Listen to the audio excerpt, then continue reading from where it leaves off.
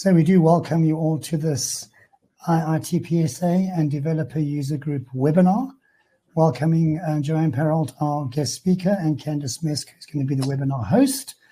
But before we get there, as is usual for the last few webinars that we've been hosting, I'd like to introduce all of you to the IITPSA's new Ethics in IT video that we had developed a month or so ago, which really brings home to roost the concepts of worrying about ethics in the world of IT.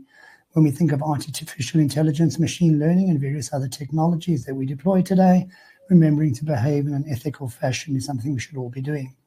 So I'm going to ask you to sit back for a minute or three and watch the video with us. I'm just going to continue rambling for a moment or two while I see the delegates are busy logging in, fast and furious.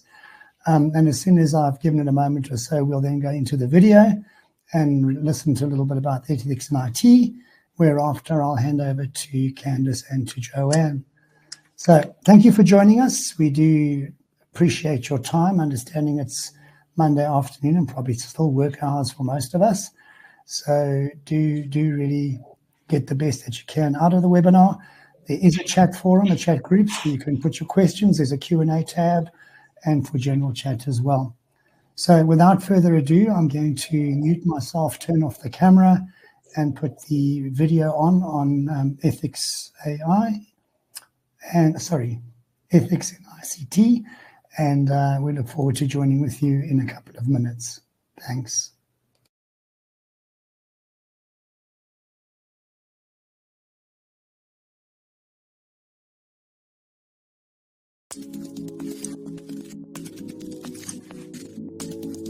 As professionals in the world of information technology, we use our creativity, skills, and understanding of the world around us to make change. Each piece of code, technology, or information that we send out into the world takes on a life that has the potential to change the world around it. In our fast-paced world of AI, robotics, media, and communications, the actions we take dictate the future of these technologies. These technologies significantly impact people and the environment around us. As we grow, understand, and adopt AI both in our work and personal lives, we will be presented with moral and pragmatic decisions that can be used either in the upliftment or to the detriment of those around us. In everything we do, it is important to visualize, study, and calculate the impact that our creations will have. The fundamental way to achieve this is by imagining the impact your actions could have on you, your family, community, and society. Personal information can be readily stolen through phishing, viruses, and malware, leading to psychological, social, and financial harm to individuals.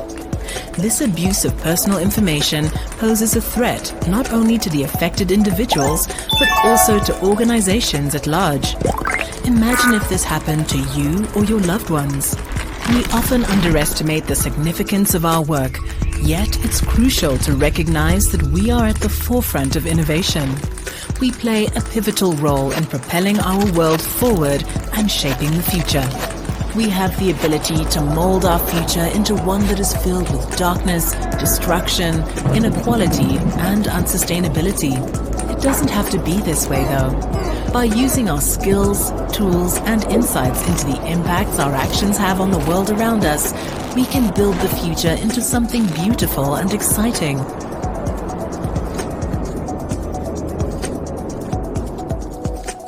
A future that does not only benefit us, but benefits society and the generations that will come after us. We as information technology professionals can do this by always considering the ethical impacts of our actions.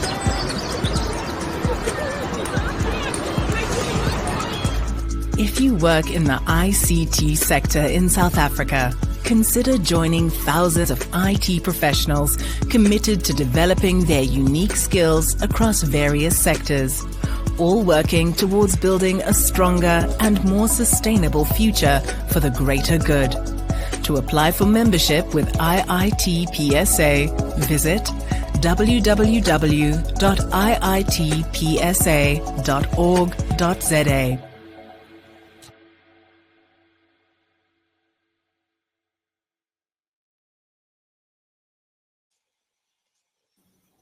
And there we go. So hope you enjoyed that and things to think about. So without further ado, I'm going to hand over to Candice and Joanne and thank both you ladies for joining us and your valuable time. And we look forward to the conversation. Thanks so much.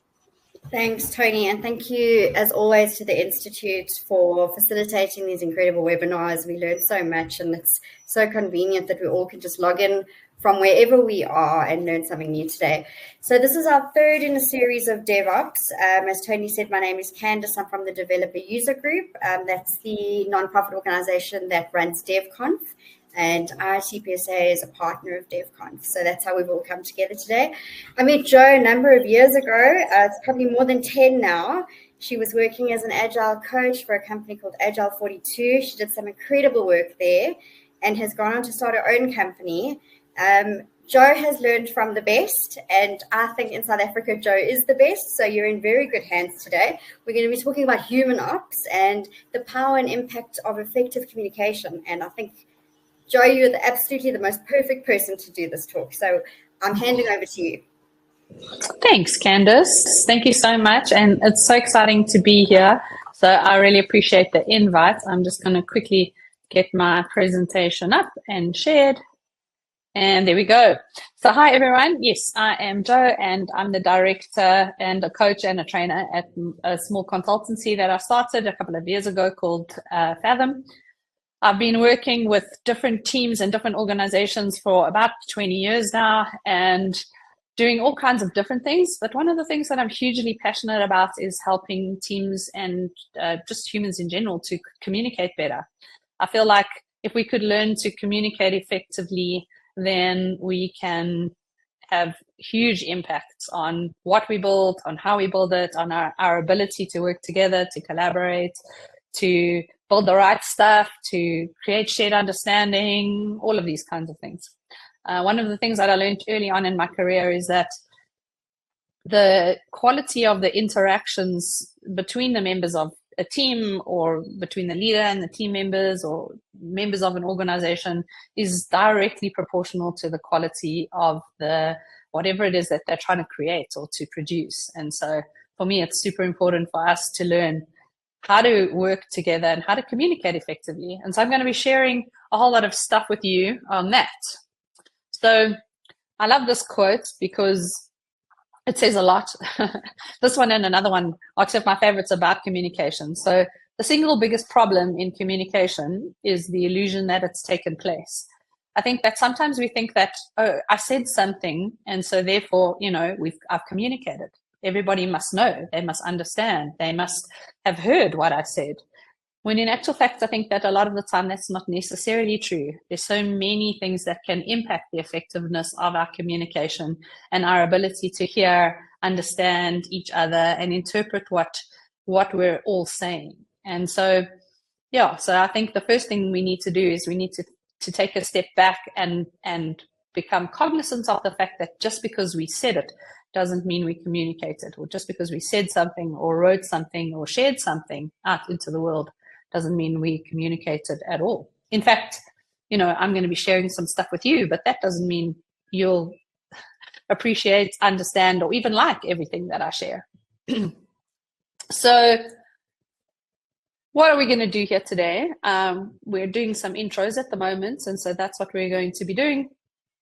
We're going to talk a little bit about, I'm going to share a model or it's a model for communication, bearing in mind that all models are wrong and some models are useful. This one can be quite useful, so I'm going to share that with you.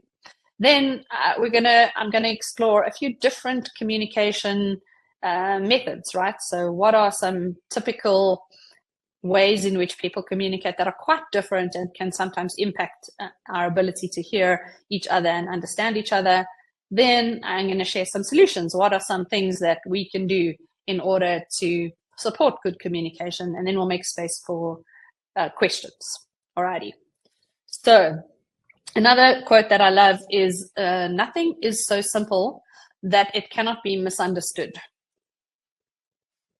So I want you to think about a recent interaction that you would have liked to go differently. Maybe you had a conversation with a friend or a colleague or a family member, and maybe it didn't go so well. Or maybe you got a response that was very, very unexpected, or something along those lines. I'm just going to pause here and give everybody the chance to just think for a minute.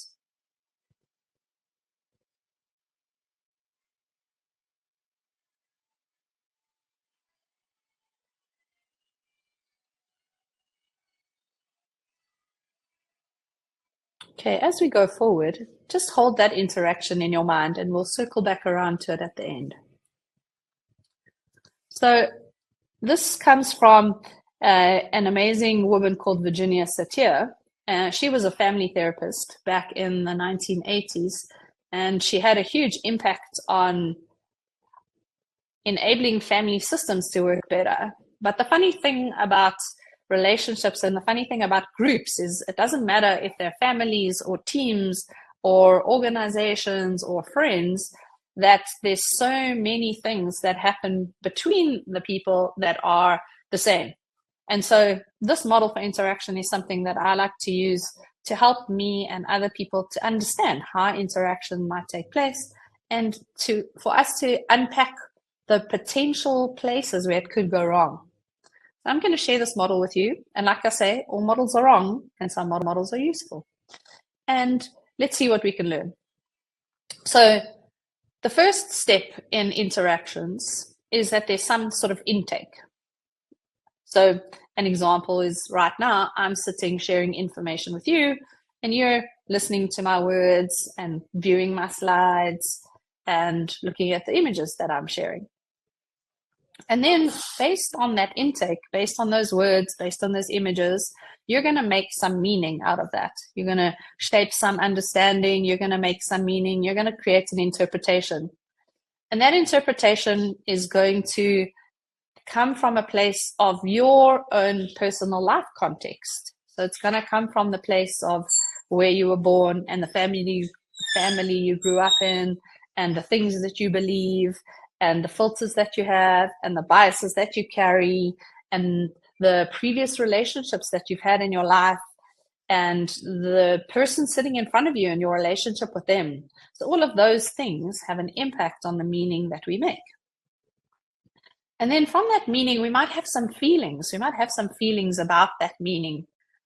And we start to feel things. Maybe we feel happy. Maybe we feel excited. Maybe we get a bit frustrated or a bit angry. There can be so many things that are happening for us. And sometimes I've heard it say that, in some organizations, we're here to do work and we need to leave our feelings at home. And it's all very well for us to say that, but that doesn't mean that that's possible, or it doesn't mean that we can do that, right? Feelings are neither right nor wrong. They're not positive or negative. They're just stuff that happens. And so becoming aware of and acknowledging some of those feelings is sometimes the best first place to start. So we're going to have some feelings. And then sometimes it gets really complicated and we have feelings about our feelings. Like, I'm angry, but I'm not supposed to be angry, or I must never get angry. I'm not allowed to get angry with my peers or colleagues, or angry is bad. Angry makes me a bad person. Frustration makes me a bad person. Or I'm excited and happy about some information that other people might not be, and then I'm judging myself about that. So there's so many things that are going on for us, right? And then finally, well, not finally, after that, we have some defenses, some things that we've learned, some ways of protecting ourselves, some ways that we communicate, some things that we've learned about how to get our needs met. And so those things come into play. And then we might have some rules about when we're allowed to talk and how we're allowed to talk and what we're allowed to say. Like, I must never argue, or I must always be right, or I must always be perfect, or I must never talk back to my superiors, or I must never argue with my boss, or I mustn't conflict with my peers, or so many different ways in which we have these rules for whether we are or aren't allowed to say things.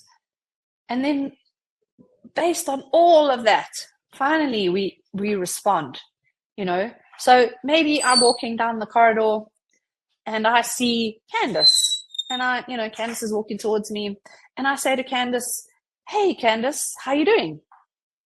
And Candace sees me and she starts thinking, oh, there comes Jo. And whenever I see Jo, she only ever gives me work. She never cares about what's going on in my life. I'm already oversubscribed, already got too many things to do. I've already got so much going on. And I know Jo, all she's going to do is going to ask me to do something else for her. And I really don't have the time. And I'm not allowed to say no when people ask me for help. And I don't know what to do. And so my response ends up being, what do you want? And Candace is like, whoa, what happened there? And so this is how sometimes our interactions happen, right? And so that's an example of what can go wrong when we interact. So the most important thing in communication, this is from Peter Drucker, and I love it, it's such a cool saying, is to hear what isn't being said. So sometimes it's not about what the person is saying, sometimes it's about what they're not saying. So when Candace responds to me in a way that surprises me, or in a tone that sounds very different from, I just said hello. My expectation was that she might say hello back. But, she's had so many other things going on. So sometimes the first step in enabling better communication is just to pause and to listen for what is not being said. What am I not hearing? What else is going on for this person? What can I observe? Where could it have gone wrong?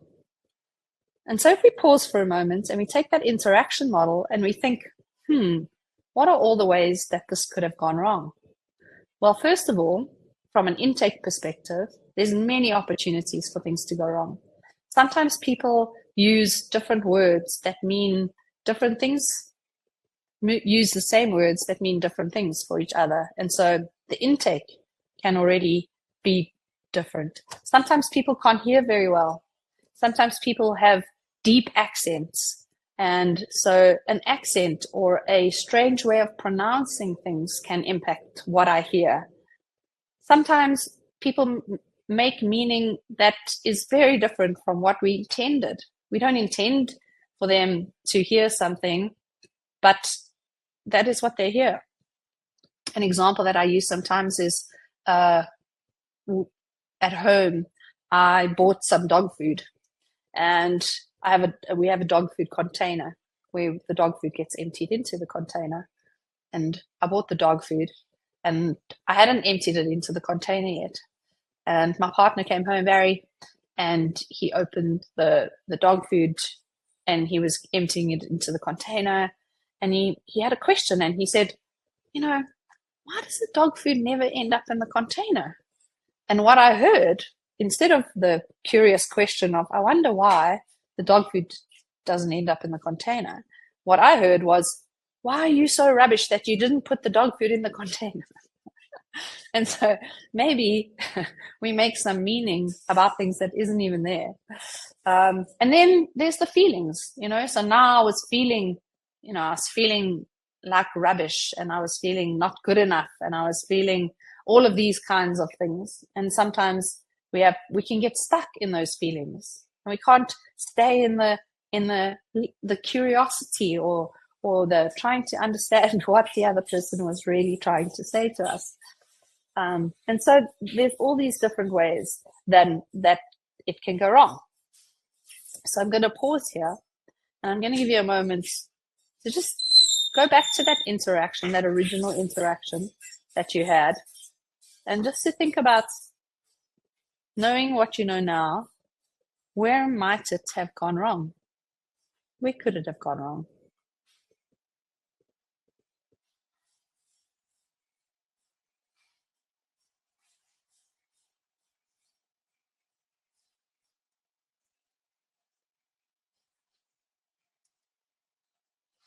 So now I'm going to add some things on top of that, because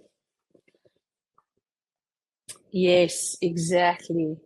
So not only is all of this happening from an interaction perspective, but as humans, we also have individual styles, different styles for communicating.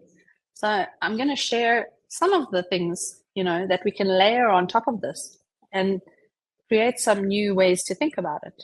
So some people need to talk to think. They can't think unless they're talking. And some people have to think before they can talk. Now, I need to do a bit of both of those, depending on the context. I wonder, which are you? Have a think. What do you think you are? And where do you think you fit?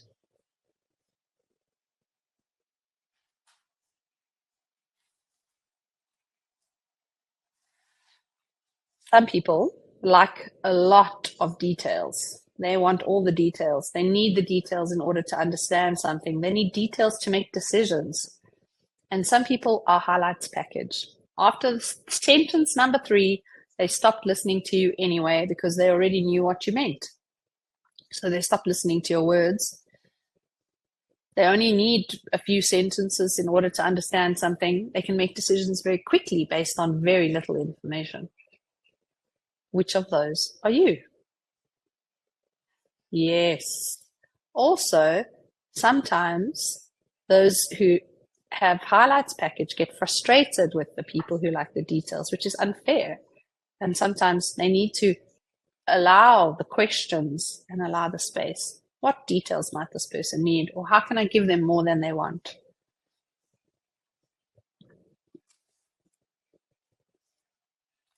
Some people are all about thoughts. What do you think? How do you think this works? They're all in there thinking. And some people can get stuck in feelings. They talk about touch and sensory things. They talk about feelings. And some people can't talk about feelings. They don't know how. And they don't know how to connect to their feelings sometimes. Which are you?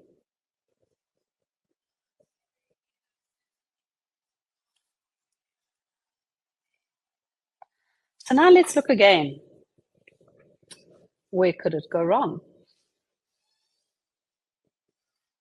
In intake, maybe I have too little detail. Maybe I got too much detail and I stopped listening. In meaning, maybe I didn't hear what you said because I already knew what you meant. Maybe I stopped listening to the words. Maybe in feelings, I felt a certain way. I felt discarded or unheard or unvalued or unimportant. And so, or angry or sad or frustrated. And so I stopped listening. Excuse me.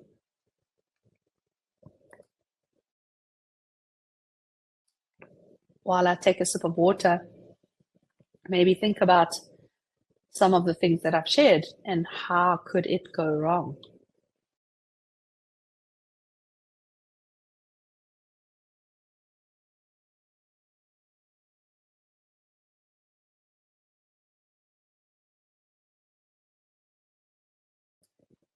Feel free to share some of these in the chat.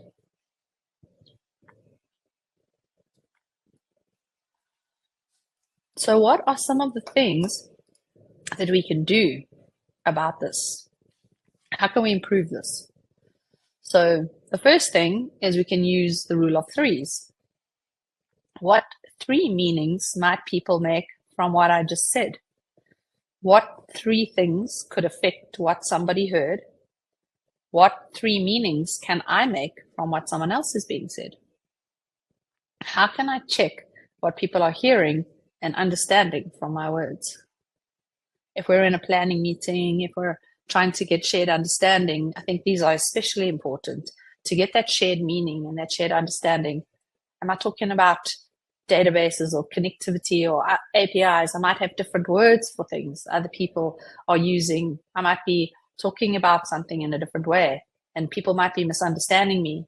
And so instead of listening to my idea, they're getting frustrated because they're not understanding what I'm meaning. And so that might be happening. What else can we do? We can see another perspective. So we can try to pause and think about, where's this person coming from? What perspective do they have that I don't? What does their world look like?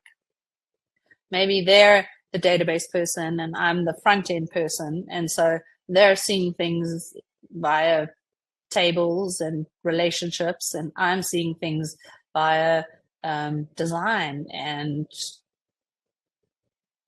prettiness is the word I want to use, but Maybe there's a better word. What might this person be feeling that's impacting the way they communicate? Where are they coming from? What happened yesterday for them? What happened today for them? What's going on in their lives? Are they understanding me? Is English their first language and we're communicating in English? Is there drawings to back up what we're saying? Talk and draw, talk and draw. And what might this person be feeling that is impacting the way they communicate? Are they angry? Are they frustrated? Are they getting louder and louder? What's happening for them?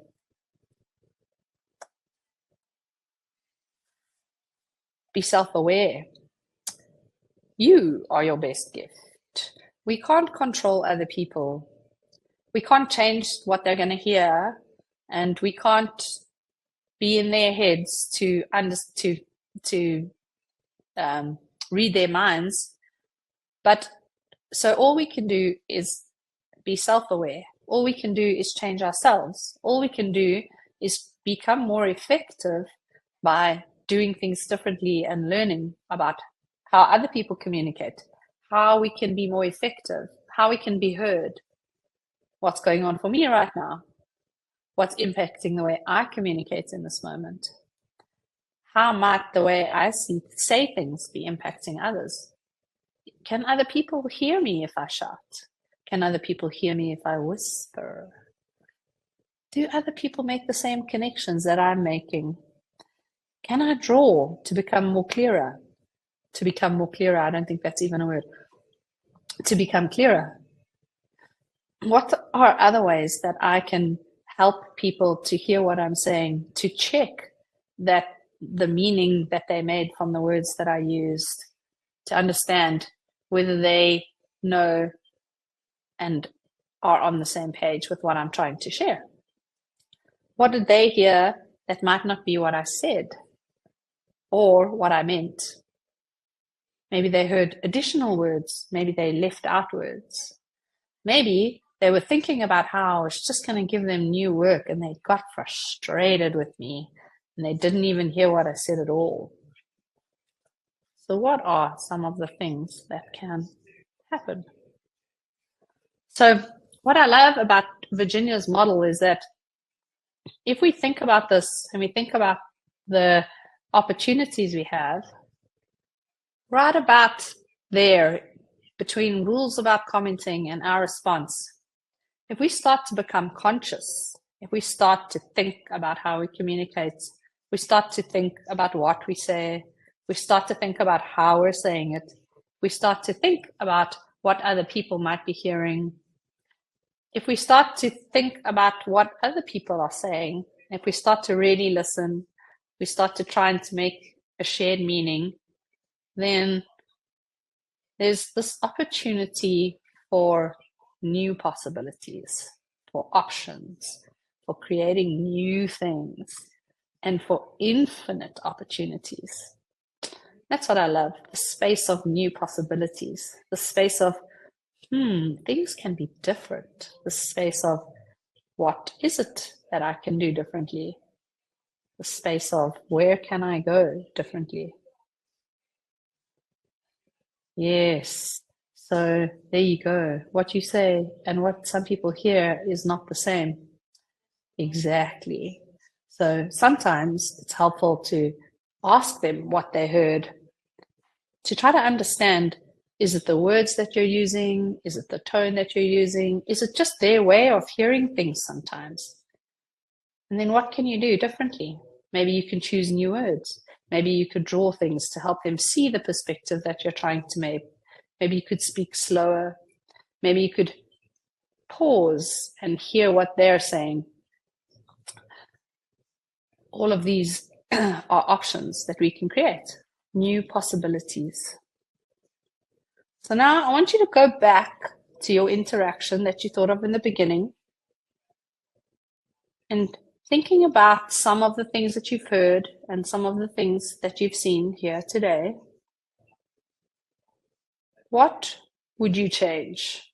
What new possibilities do you see?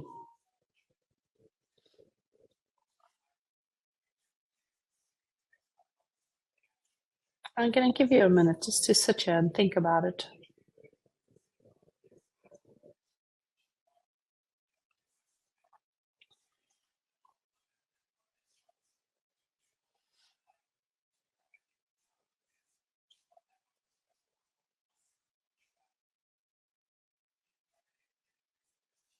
And then we're going to make some nice chunky space for questions. So, thank you. Learning about this model and thinking about your interactions that you've recently had, what are some questions that you might have?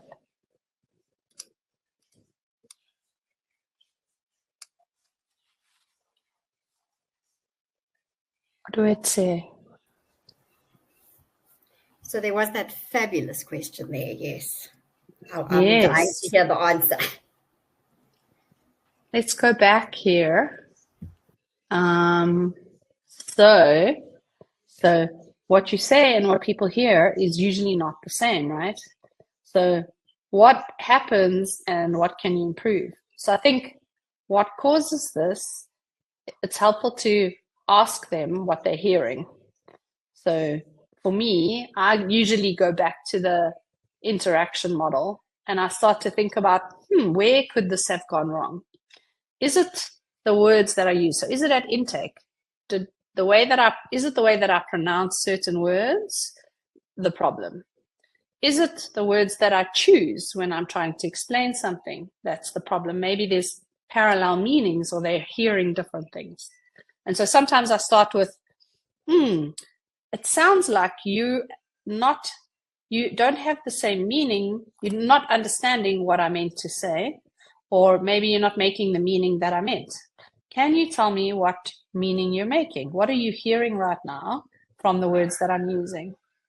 And once I understand what they are hearing or what meaning that they're making from those words, then I've got options. I can say it in a different way. I can use different words. I can express myself slightly differently. Maybe it's the tone that is the problem. So I might ask them some more questions. Ooh, what did you mean by that? Or I don't understand this word. Or, oh, okay. Sometimes just asking them helps you to give a different perspective. So that's one thing that you could do. Is that helpful?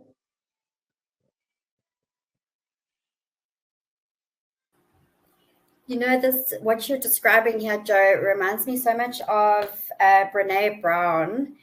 I'm trying to remember which book it was. It might have been the Courage one. And she talks about putting yourself in quite a vulnerable position in front of somebody else and saying, this is what I think is going on. And she uses specifically these words. She says, the meaning that I have made is this. You don't like me. You're not happy with my work. That's the meaning I've made. Can you add some clarity for me? And it's hell of a hard to say to someone, you know what, we're not getting each other. And it could be me, but I really want us to get this right. And we've got to kind of put ourselves out there to do that. How do we overcome some of that discomfort, I guess? I think those are great questions. So, the other thing that goes with this is that we've got some tools, right? I think all of us come into this world courageous, and sometimes we forget how courageous we are. And so we need to just find a way to tap into and remind ourselves how courageous we are and how we're capable of asking people, because it's just going to make things better for everybody, right? If we keep misunderstanding each other, then we can just damage our relationship, right? We can just, we can keep getting angry with each other. We can, all of these things. So courage is one way of, is tapping into our courage. And we all do this in different ways. Personally, I have a few methods. I have a courage stick that looks like a magic wand. Now, it's kind of handy. It's a Harry Potter magic wand. It's kind of cool. I also have a courage stick that's a shirt. That's not this one, but this one is quite cool. It's Yoda. So ways that I can sometimes have a physical reminder maybe it's a pen. Sometimes I feel smarter when I've got a pen in my hand, or a sticky note, some way to help me remember that actually I can do this. And then I think the other thing that I like to think about is I use my detective set as well. So I've got a detective set that helps me to think about curiosity and to stay curious. What's the data here? What might this person be hearing? What other data might I need to help me understand this better? What else is going on for this person? What other information is there? Yeah, and those are things that I think are a step in the right direction. But hard. And also things that we don't always talk about, especially not in IT, because we've got to leave our feelings at the door, right? Terrible. It's like this idea that we can compartmentalize our lives and we can separate out work and life and family and, your friend who's going through a tough time. And we actually can never do that. No.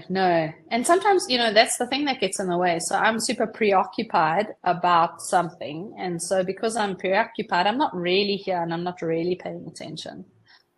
I think one of the big things for me, especially when working with teams, is that sometimes the misunderstanding happens when we're trying to share ideas or share ways of doing things or share aspects of design or flows of work or all of those kinds of very specific things that might go wrong.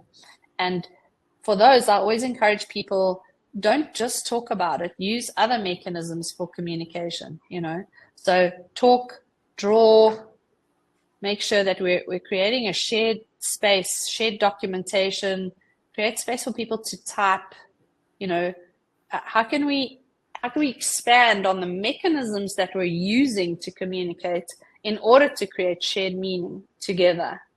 So what are those things that we're doing that means that we're not relying on verbal only, especially, these days. One of the things on the Agile Manifesto speaks about face-to-face communication and how it's the most important and the most effective means of communication. And it really, really is. It's so much easier for us to communicate at a face-to-face level because we can see so much more about what's happening for a person, right? Like when they frown at you, maybe they're not angry, maybe they're just thinking, but at least it's a verbal cue for us to go, Candace, you're frowning. Tell me more about that frown. Sometimes we interpret that frown as someone being angry, and then we're like, oh, Candace is angry with me, and now I don't know what to do. And instead of just asking, like, hey, you're frowning. What's going on for you? What else is there? So yeah, I'd love to hear some more questions though. Yes, I think I haven't seen. I'm just checking. There's something in the Q&A. Something has popped up there.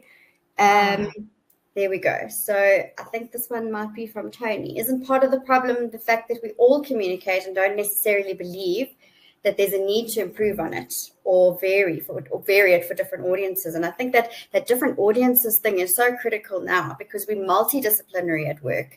And we're working as a team. The days of employing one IT guy or girl are long gone. Mm-hmm. Exactly. And the thing is, like, it's no longer possible to create the things that we need to create one person, the kinds of systems that we're building, the complexity of the work that we do, the interconnectedness of what we work with, the relationships between the bits and pieces. It's not possible for one person to do that alone. We have to do it as a team.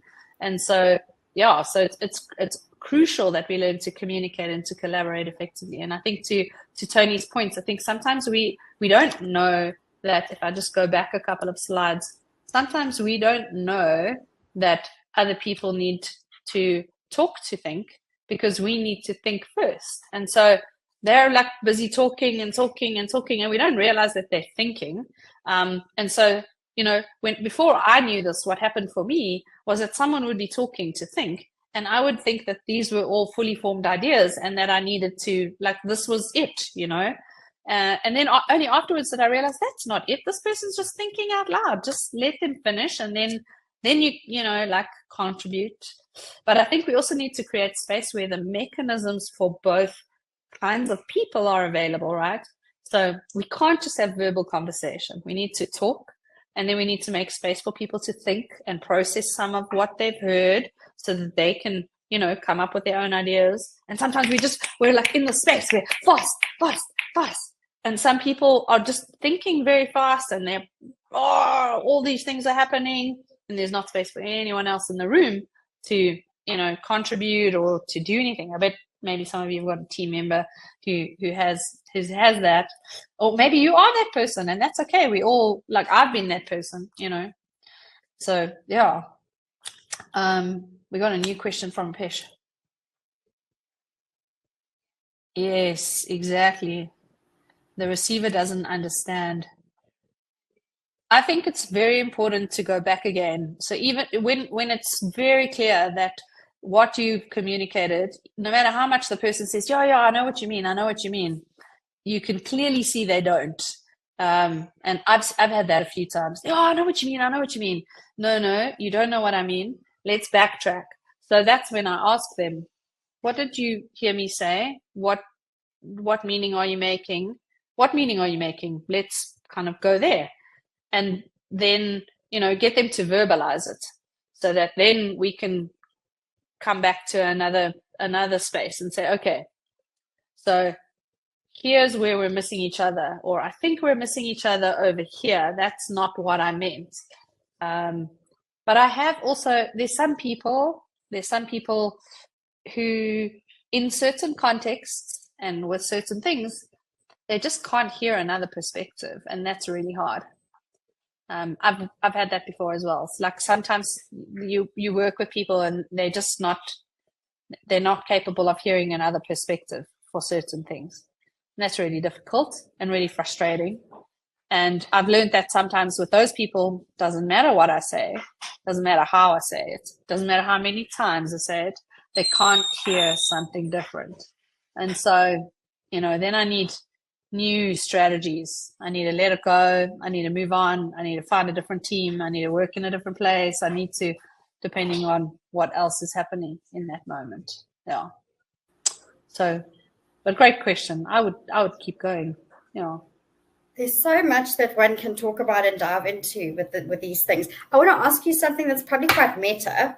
If we think about all the feelings about feelings, how does one kind of create the space where I can ask you, did you understand me, without that becoming a whole new intake model? Because even that question can trigger a whole lot of other thoughts to start happening. Do you think I'm dumb? Do you think I wasn't paying attention? We always go to the worst possible outcome, but you're checking that I've understood you correctly for a particular purpose. So how do I enter into that interaction in a way that everyone's safe?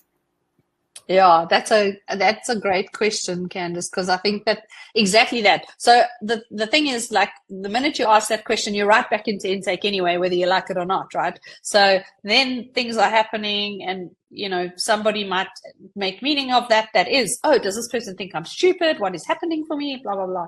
So I think it's so important for teams to create spaces where part of their working agreements become like how they communicate. Part of their working agreements become how can we check with each other if we misunderstand each other, what's okay. So we start talking about these things. And then also, I think there's a way to say it as well. It's like how we approach the conversation and just say, oh, hang on a second, I just want to check, what did you hear? Because I don't think that I don't think you understood me. I don't think I was clear, So maybe you can take ownership instead of, the person feeling stupid. You're like, oh, hang on a second, I'm not sure if I was clear. What did you hear? What did you hear me say? And that way, that sometimes is a way to make it safe. It's not about you being stupid. It's about me not being clear. So that sometimes is a safe way. All the people on the call that work together and they use it on each other, they're gonna be like, I know what you're doing. But that's a really good. This is how we do. Yeah. So that's what I do. I do that. because I do that, like often in training, I notice I'll say something or I'll give an instruction to people and they don't understand what I said because I wasn't clear. And so then I'll be like, oh, hang on a second, everybody. I wasn't very clear in my instructions. Let's go backtrack again. What did you hear me say? This is actually what I would like us to do right now, or whatever the case may be. Yeah. And just, make it safe. Make it safe for people to do things, because it is hard. And then sometimes it's also, what are the relationships that you have with each other, because that can be helpful as well. The relationship you have with your dog is it's hungry, I think, or it wants a walk. Yeah, it's playtime at 4 o'clock. So he's like, now there's no one to play with him, and so he's getting unhappy with me. Sorry about that, everyone. What's he to know? What's he not communicating? He's quite clear. That's the funny thing, actually. I take my dog for walks in the park, and every time I take a walk in the park with him, I learn something new. And so much of what I learn is about communication and how we communicate. Because when you communicate with dogs, you have to be very clear. You have to be clear and you have to be very concise. You're not giving them a million instructions, or you're not saying a million things at once. And also you've got to be very congruent. So your whole body needs to be, your body, your face, your words, they must all be aligned. What am I communicating to this animal? Because the minute you say, leave that or don't do this, and the rest of you is saying something else, they're going to follow the rest of you and not what you're saying. So I think that that's something else to remember, right? Is that when we're communicating, how important it is to be, to make sure that that all of us is in line, that we're saying with our whole being, we're saying the same thing. We're communicating effectively with everything, and it's all in line. I'm not saying, I'm fine, okay. I'm not sure I believe that, but okay, let's go with that. So it really draws the point about its presence, its intentionality. When I communicate, have I actually got myself into a place where I'm very sure what I want to share. I'm here and I'm ready to now listen for feedback. And I think we don't always do that. It takes a hell of a lot of work. Yeah, you're right. It does. It takes, and I think it takes a hell of a lot of I want to say mindfulness. I don't know if that's the right word, but being conscious of what we're trying to say, being conscious of being conscious of what's going on for us as well, so that we can be coherent and we can be effective as well. I see Dingani's got a question in the chat. Is that isn't the talk to things style potentially? Yes. So Dingani, I think I see this from kind of different perspectives, is that some people, they have to talk to think. They incapable. I know there's some people that I've known for very long that literally can't think if they're not talking. They absolutely cannot think if they're not talking. And sometimes that's me. So sometimes, I would find myself in my developer days, I'd be doing something. I'd be creating a stored procedure or doing this whole complicated thing. And then I'd just talk myself through it. And I'd be like, okay, I'm going to do this. And then I'm going to do that. And then I need to do this. And I just talk my way through it because that would be what I needed. And so you can lose your audience if that's your style. And so it's up to you to now choose different things, right? So when is it going to be helpful for me to talk out loud versus how can I help myself to think first? Or how can I do the talking out loud so that I can think and process in a different context and then bring all of that in to share it with my team in a different way? So sometimes it's a rubber duck. Talking to my rubber duck for 10 minutes, what do I think about this? Sometimes I'll go for a walk and I'll talk myself through what I need to talk through on a walk.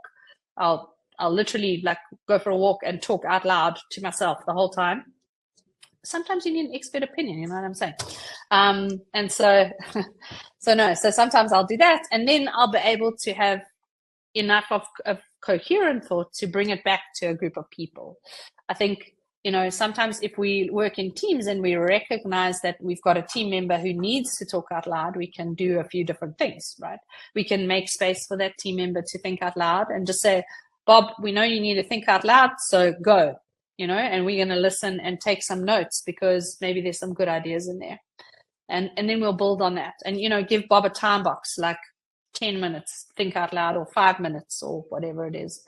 Sometimes it's helpful to make pairs with the people who need to talk to think and give other people a chance to think first. So we're going to do small, we need to make a decision, or we need to have think about this problem. And so you two can go talk to each other and think it through.